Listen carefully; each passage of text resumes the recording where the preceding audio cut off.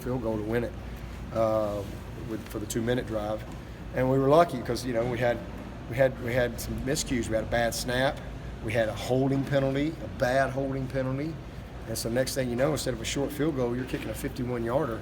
Now he nailed it, but just you got to put them in those situations and expose them to create the confidence. And then the last play, I mean, hey, it's on the 30. There's 1 second on the clock. What type of plays are they going to run? What type of plays are we going to run offensively? And so getting the right personnel, really coaching those situations so when you get in those moments, you just react. So something we really believe in and we work hard on. We really do. And I think that's one of the reasons we've won a lot of close games. And I think that's one of the reasons we've won a bunch of games in the fourth quarter. You mentioned not having the number one defense set yet. Are there other battles other than defensive end right now? Oh, heck yeah. Yeah, we got battles at safety. We got battles at corner. We got battles at all across the defensive line. We got battles everywhere. There's nobody got a job. How did the secondary perform versus the last scrimmage? We gave up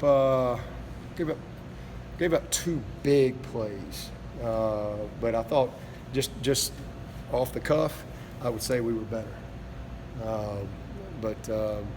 I need to watch the tape, but I would say we were a little better today.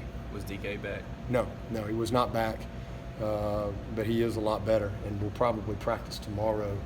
And our plan was to scrimmage him Thursday, but he had a teammate get killed in a car wreck. And so I think the funeral is going to be Thursday, so I don't know if we'll be able to get him. I think he said it was at 2:00, so it's a couple-hour drive up there to Rock Hill, so there's probably a good chance he won't be here Thursday, but he needs to be there.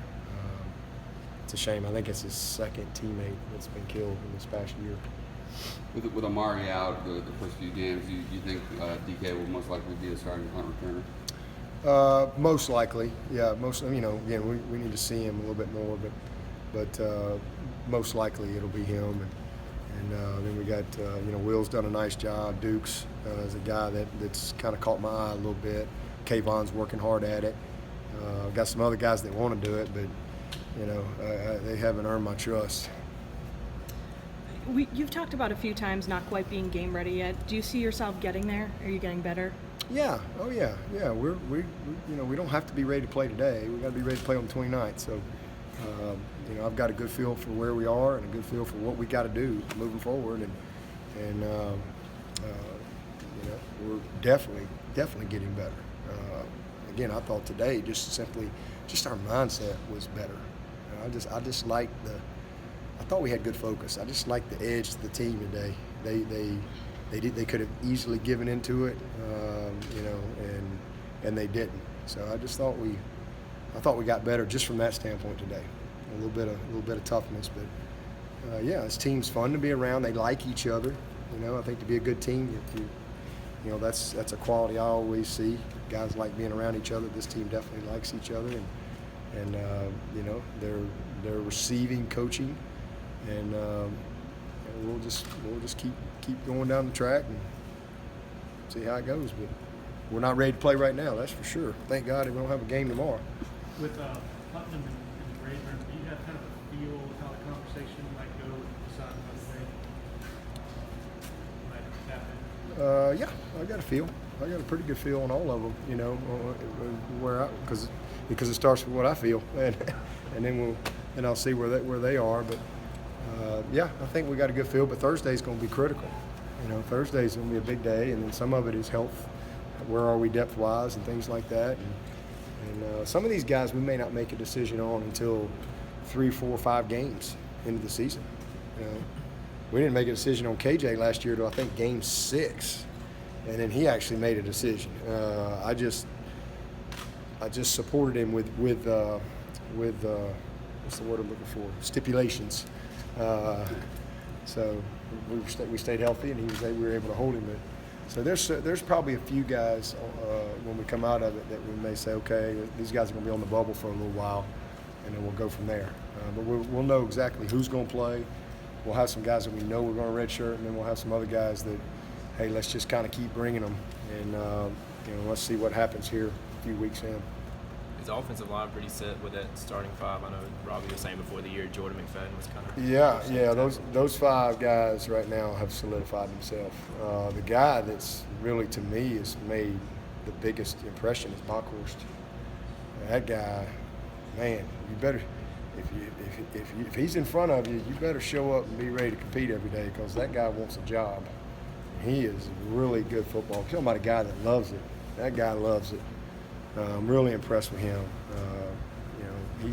Cade rolled his ankle, so he was out today. But Cade's done a nice job as well. Blake's the same thing, rolled his ankle. He's not been out for the last couple of days, so we've been a little thin. So a lot of those guys are getting a lot of good work with Blake being out and Cade out today. But Jordan's going to be great. He's doing fine. But Jackson's had a heck of a camp.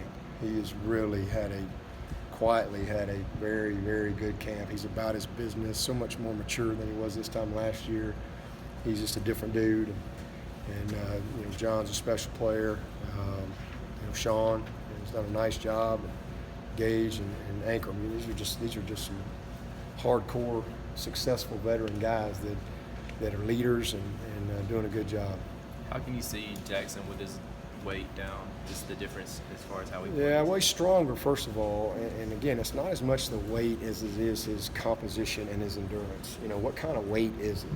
And he's never going to be a small guy, like Dexter. He's never going to be a small guy. He's never going to be that.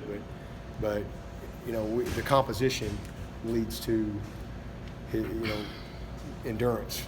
And so it's his endurance, it's his mindset, it's his physicality. He's just so much stronger. And then his knowledge. I mean, he's a very smart player. He's one of our smarter offensive players. He's a smart football IQ guy. Really, really, really pleased with Jackson Carman. I mean, he's had a very, very good camp to this point. All right. Thank you, Coach. Thank you.